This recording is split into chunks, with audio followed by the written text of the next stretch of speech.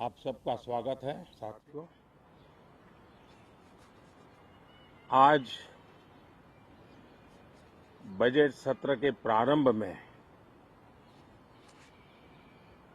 मैं समृद्धि की देवी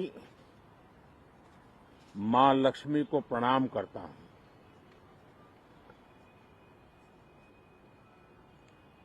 और ऐसे अवसर पर सदियों से हमारे यहां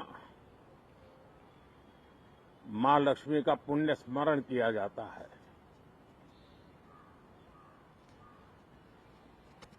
सिद्धि बुद्धि प्रदे देवी, सिद्धि बुद्धि प्रदे देवी,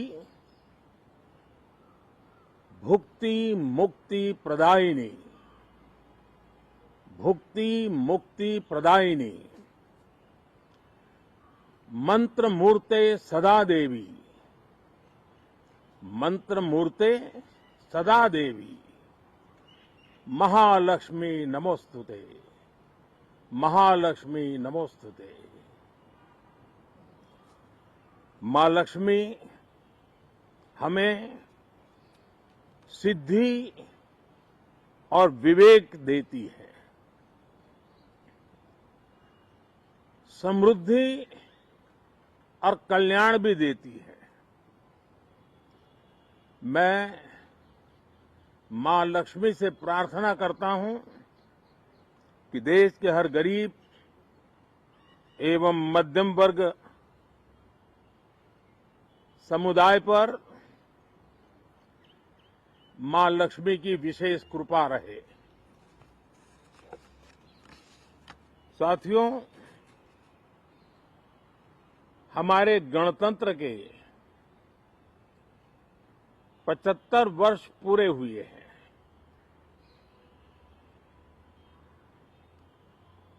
और ये हर देशवासी के लिए सर्वाधिक गौरवपूर्ण है और विश्व के लोकतांत्रिक जगत के लिए भी भारत का ये सामर्थ्य अपनी एक विशेष स्थान बनाता है। साथियों, ये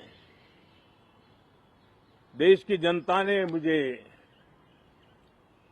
तीसरी बार ये दायित्व दिया है और इस तीसरे कार्यकाल का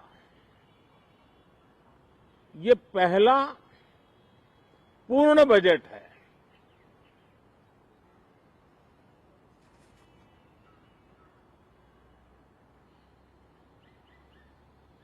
और मैं विश्वास से कह सकता हूं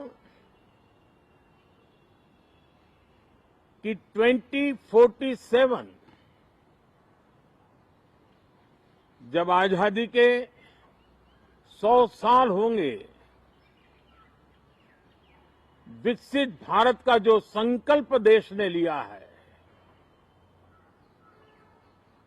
ये बजट सत्र, ये बजट एक नया विश्वास पैदा करेगा, नई ऊर्जा देगा कि देश जब आजादी के 100 साल मनाएगा तब विकसित होकर रहेगा। 140 करोड़ देशवासी अपने सामूहिक प्रयास से इस संकल्प को परिपूर्ण करेंगे। तीसरे टर्म में हम मिशन मोड में देश को सर्वांगीण विकास की दिशा में, चाहे वो भौगोलिक रूप से हो, सामाजिक रूप से हो या आर्थिक भिन्न भिन्न स्तर के संदर्भ में हो, हम सर्वांगीण विकास के संकल्प को लेकर के मिशन मोड में आगे बढ़ते जा रहे हैं। इनोवेशन,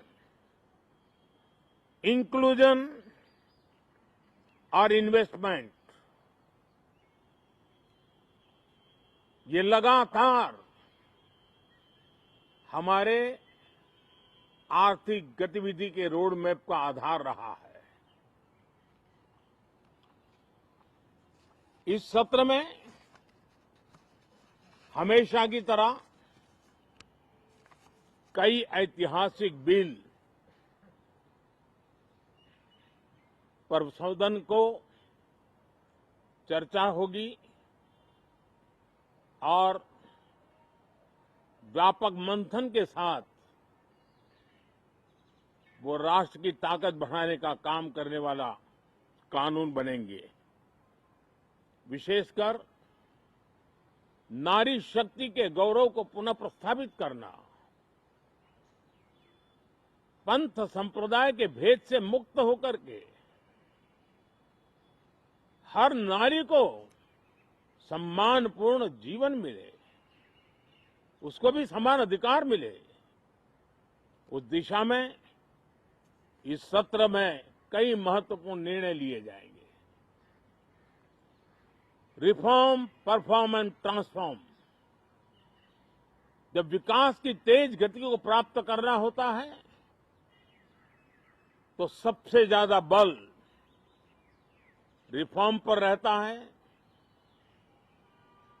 राज्य और केंद्र सरकार ने मिलकर के परफॉर्म करना होता है और जन भागीदारी से हम ट्रांसफॉर्मेशन देख सकते हैं। हमारा युवा देश है, युवा शक्ति है और आज जो 20-25 साल की आयु के नौजवान है, जब वो 45-50 साल के होंगे तब वो विकसित भारत का सबसे बड़े बेनिफिशियरी होने वाले हैं। उम्र के उस पड़ाव पे होंगे, नीति निर्धारण की व्यवस्थाओं में उस जगह पे बैठे होंगे कि वे गर्व के साथ आजादी के बाद जो शताब्दी शुरू होगी, एक विकसित भारत के साथ आगे बढ़ेंगे। और इसलिए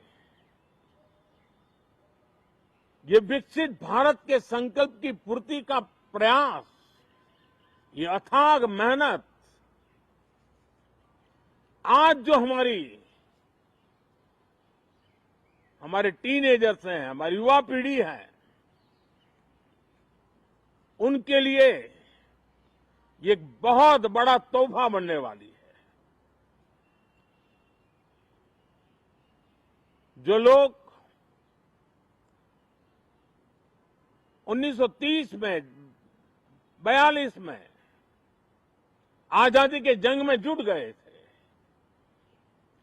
पूरी देश की युवा पीढ़ी खप गई थी आजादी के जंग में,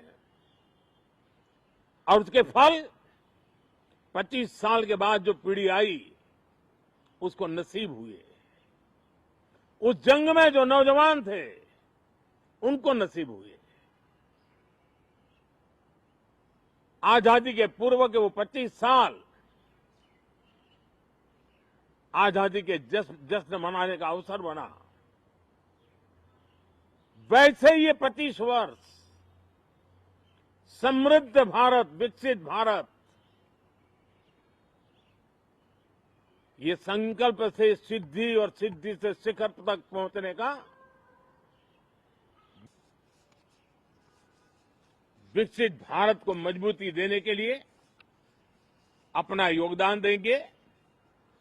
विशेष करके जो युवा सांसद है उनके लिए तो सुनहरा अवसर है, क्योंकि वो आज सदन में जितनी जागरूकता, जितनी भागीदारी बढ़ाएंगे और विकसित भारत के जो फल है वो तो उनकी नजर के सामने देखने को मिलने वाले हैं।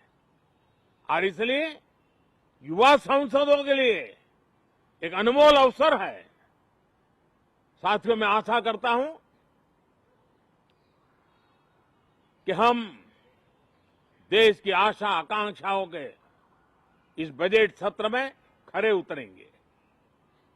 साथियों, आज एक बात आपने जरूर नोट की होगी, मीडिया के लोगों ने तो जरूर करनी चाहिए। शायद 2014 से लेकर अब तक शायद ये पहला पार्लियामेंट का सत्र है कि जिसके एक दो दिन पहले कोई विदेशी चिंगारी नहीं प्रगटी है। विदेश में से आग लगाने की कोशिश रही हुई है। 10 साल से 14 से देख रहा हूं, हर सत्र के पहले शरारत करने के लिए लोग तैयार बैठते थे और यहां उसको हवा देने वालों की कोई कमी नहीं है।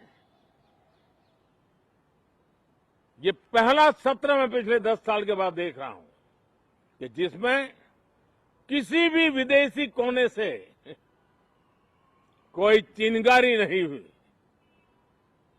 साथियों, बहुत बहुत धन्यवाद।